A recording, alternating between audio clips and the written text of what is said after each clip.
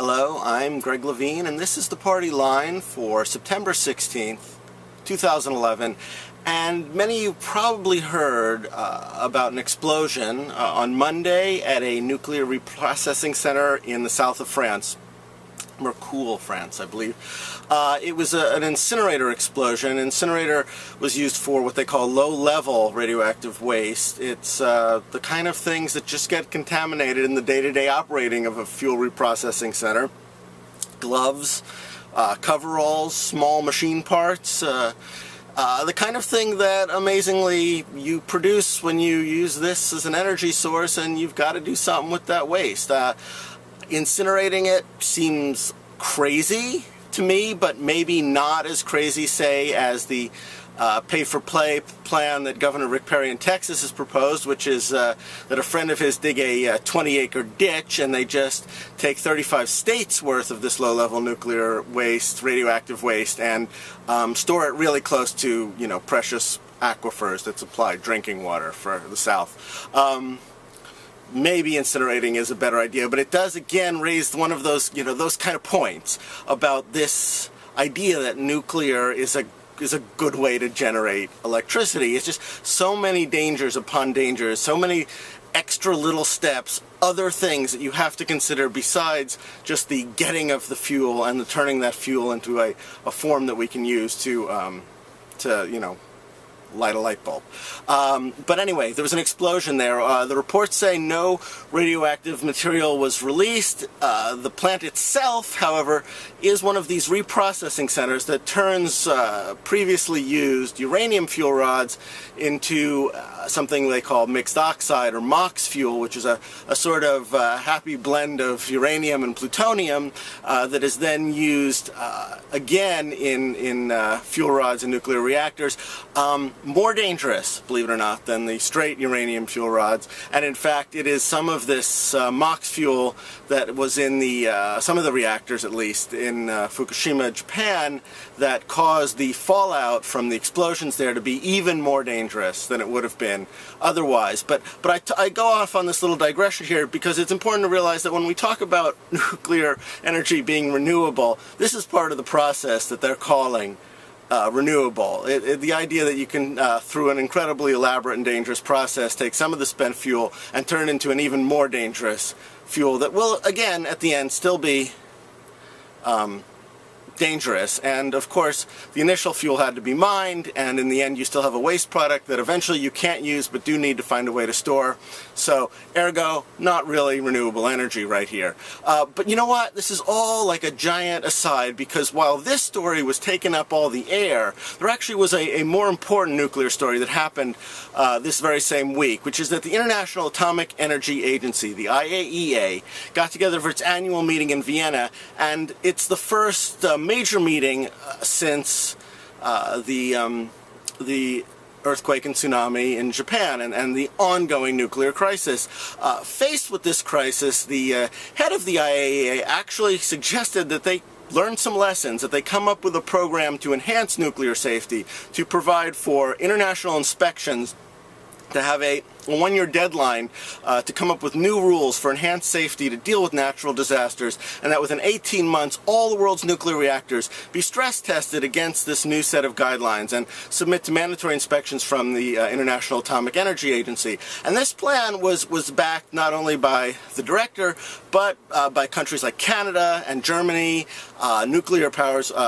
Australia also uses nuclear generation, and then a lot of non-nuclear countries, of course, also concerned, since they tend to be a bit downwind or downstream from some of these nuclear countries, all endorsing this set of guidelines to at least put some measure of international oversight and safety in wake of the Japanese crisis. That's not what passed. What passed, of course, was a non-mandatory, no rules, no guidelines, no timelines, no deadlines, kind of, we should all make our nuclear facilities safer, kind of, we can all agree on that, can't we, proposal that will allow for international inspections, but only if the member states request them specifically. So there will be nothing mandatory, there will be nothing imposed from above. How come, with such important countries in favor of inviting the IAEA in. How come? Well, how come is because of China. How come is because of Russia and Pakistan and India and for some reason Argentina, but of course also with all of those countries, how come is because of the United States. The United States was a primary actor in watering down the IAEA draft to the point where it is essentially nothing more than a feel-good rah-rah statement. Much, of course, to the disappointment of countries like Germany and other members of the International Atomic Energy Agency. The United States, hell-bent on making sure that no lessons are learned from the Japanese disaster, it seems. And look at the company we keep here. Pakistan, India, China, Russia. Really? This is the group of world leaders we want to be associated with? This is the kind of forward thinking that we want to be part of? This is progress? This is winning the future? Really? It's interesting because, I mean, this to me was the big story of the week, and it came out in a week where first of all, there was a very interesting story, which I linked to in the post, about how the United States decline is sort of tied to the diminishing supplies of petroleum across the world, and our attempts to sort of hold on to dependable supply of petroleum has caused all kinds of repercussions throughout our economy and our world influence and stuff like that. But it also comes in light of this non-scandal, the Solyndra bankruptcy, where a small green energy company receives a series of loans, and of course actually there's a whole lot more to say about this and how the loan started under the Bush administration, and how even if this company fails, as it has gone bankrupt, you've trained 1,100 workers in skills that can be applied in other parts of the green energy economy, and you now have this built factory, and that there's all kinds of right-wing money tied up in this, much more than government money. Lots of things to say about the scandal, about why it's not really like the scandal that Fox News and it seems now like the rest of the establishment media want to make it. But the thing is that the real scandal here is that we can be distracted by this small failing in a startup green energy business where we've invested, frankly, a tiny amount of money, while we continue to just hold steadfast onto dangerous, non-renewable, old-fashioned energy.